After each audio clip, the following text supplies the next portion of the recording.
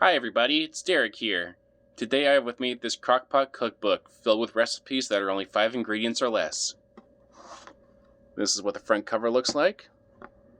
It's a decent sized cookbook, spiral bound on the inside. That is what the spine looks like. And on the back, you have pictures of the recipes to come. 80 incredible recipes, 5 ingredients or less. Open up the book. Got your table of contents here.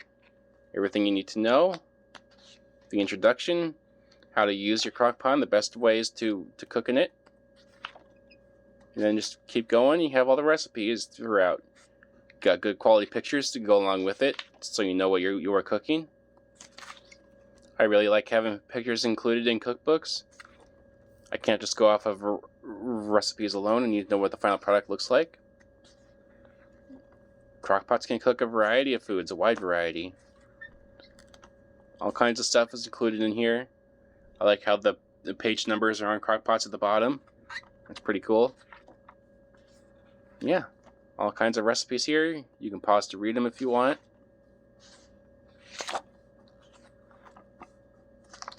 All sorts of stuff, and even you got the index here to find what you're looking for easier.